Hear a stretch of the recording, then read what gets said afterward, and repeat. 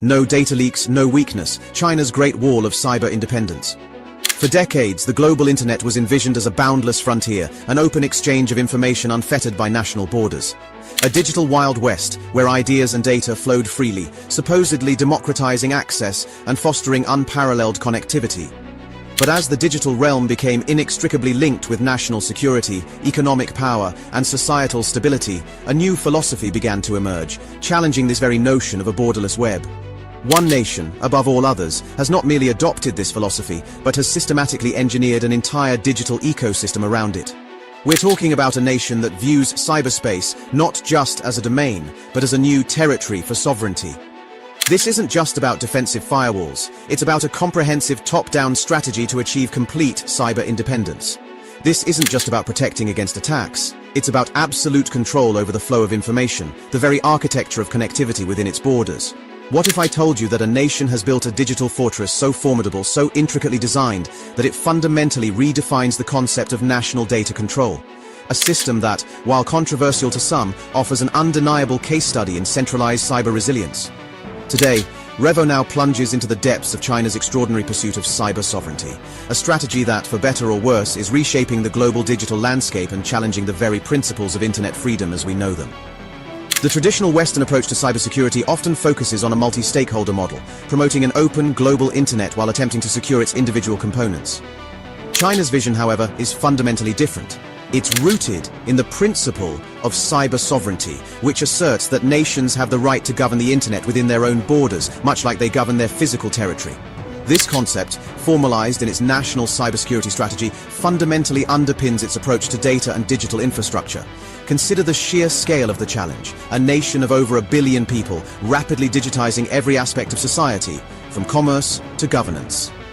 The initial response was the foundational Golden Shield project, which began in the late 1990s and laid the groundwork for what the world would come to know as the Great Firewall. But this is far more than just content filtering. It's a multi-layered, evolving system encompassing stringent data localization requirements, robust critical information infrastructure protection, and a complex legal framework designed to centralize control over information.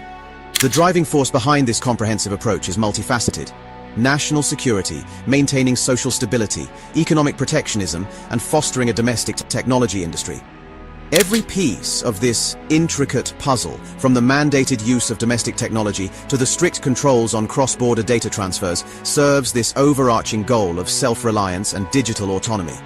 This isn't merely about blocking undesirable content, it's about building an internet within its borders, largely insulated from external influences, designed to minimize online privacy risks and enhance national data integrity from a centralized perspective.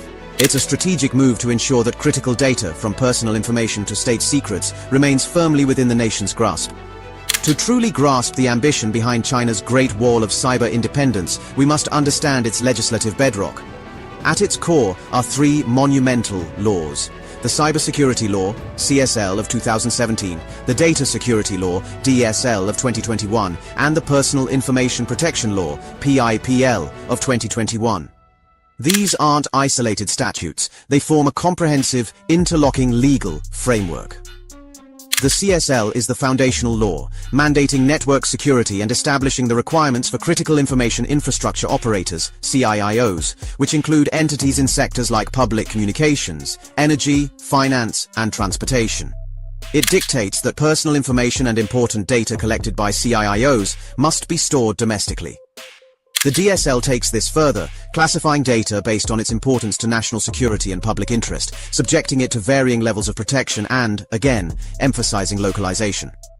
Finally, PIPL, often compared to Europe's GDPR, focuses specifically on protecting personal information, setting strict guidelines for its collection, storage, and use, and requiring explicit user consent. For foreign companies operating in China, these laws translate into significant compliance challenges, particularly regarding cross-border data transfers. Any transfer of important data or personal information outside China often requires security assessments and approvals from the Cyberspace Administration of China, CAC. This complex regulatory environment creates a powerful incentive for businesses to localize their data and operations, effectively strengthening China's domestic digital infrastructure and reducing external dependencies. It's a clear statement. If you want to operate here, you must play by our rules on our digital turf. This legislative offensive is designed to deter foreign cyber attacks and espionage, bolster national security, and promote China's own tech ecosystem. It's a legal manifestation of their deep-seated desire for technological independence. Now, before we delve deeper into the systemic implications and perhaps even the surprising global influence of this strategy, a quick but critical message. If this deep dive into China's cyber ambitions is opening your eyes to a new dimension of digital power, then please take a moment to like this video. Your support helps us continue to bring you these in-depth analyses.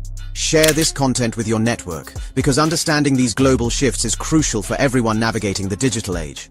And if you're not already part of the RevoNow community, make sure to subscribe and hit that notification bell so you don't miss our upcoming explorations of the most impactful technological and geopolitical developments. Your engagement fuels our mission to unravel the complex realities shaping our future. Now, let's consider the operational aspects of this digital bulwark. Beyond legislation, China invests heavily in its domestic technological capabilities.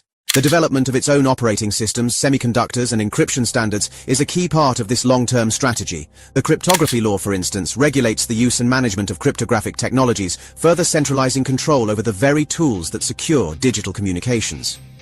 This emphasis on indigenous innovation is not just about economic growth, it's about ensuring that the foundational layers of its digital infrastructure are free from foreign backdoors or vulnerabilities.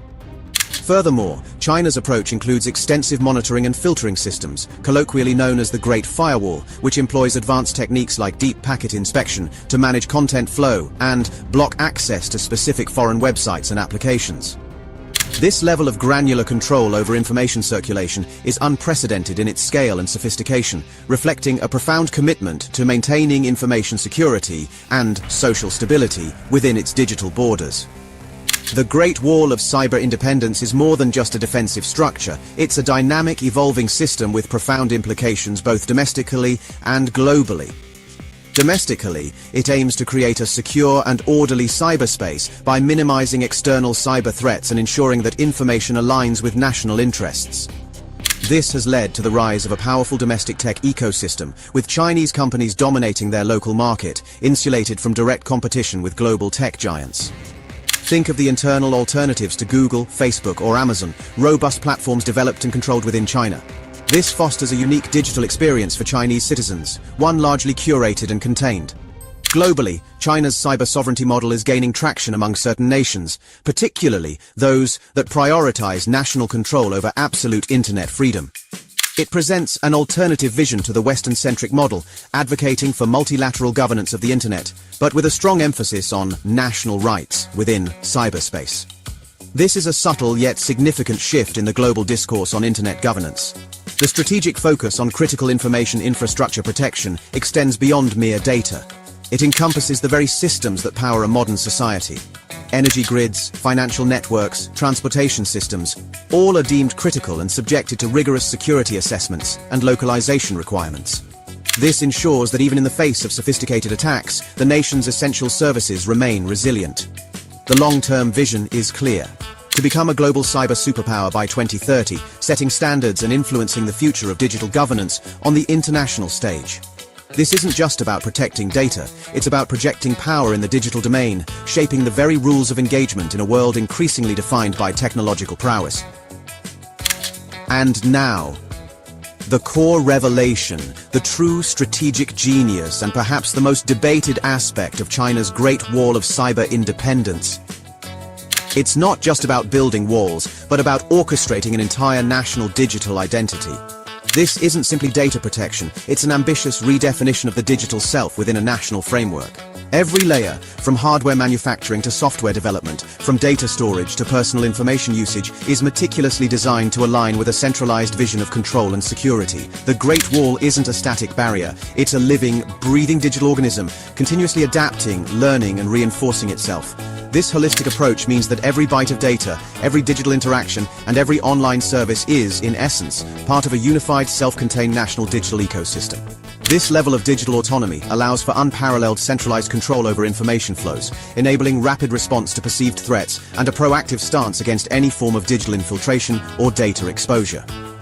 The synergy between its rigorous legal framework, its focus on indigenous technology, and its sophisticated monitoring capabilities creates an environment where the concept of a data leak, as understood in the West, an unauthorized outflow of information to an uncontrolled external entity, is structurally minimized by design.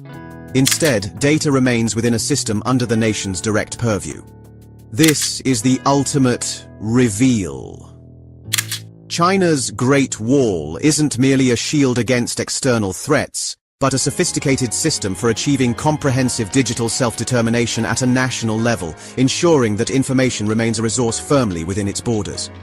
It's a bold experiment in digital sovereignty, a model that, irrespective of one's political stance, demonstrates an unparalleled commitment to consolidating informational power. It forces the global community to grapple with fundamental questions about the nature of the internet, the balance between freedom and control, and the future of cross-border data flows in an increasingly fragmented digital world. This is the Great Wall of Cyber Independence, a testament to a singular vision for data security and national digital command. China's Great Wall of Cyber Independence offers a compelling, albeit controversial, case study in national digital strategy. It highlights the profound shifts occurring in global cybersecurity and the ongoing debate about the future of the internet. We've explored the legislative pillars, the technological ambition, and the deep implications of this unprecedented push for cyber sovereignty. Now, we want to hear from you, our RevoNow audience. What are your thoughts on China's approach to data control and cyber independence? Do you see elements of this strategy that could be beneficial, or do the implications for global internet freedom outweigh any perceived benefits? Share your perspectives and any personal experiences related to data localization or cross-border data issues in the comments below. Your insights fuel this vital conversation. And looking ahead, what other geopolitical or technological strategies would you like RevoNow to dissect? Your suggestions are crucial in shaping our future content and ensuring we continue to bring you the most relevant and insightful discussions. Thank you for joining us on this exploration of the future of digital power. Stay informed, stay critical, and we'll see you in the next revelation. Subscribe to RevoNow and join our vibrant community of forward thinkers, change makers, and revolutionaries.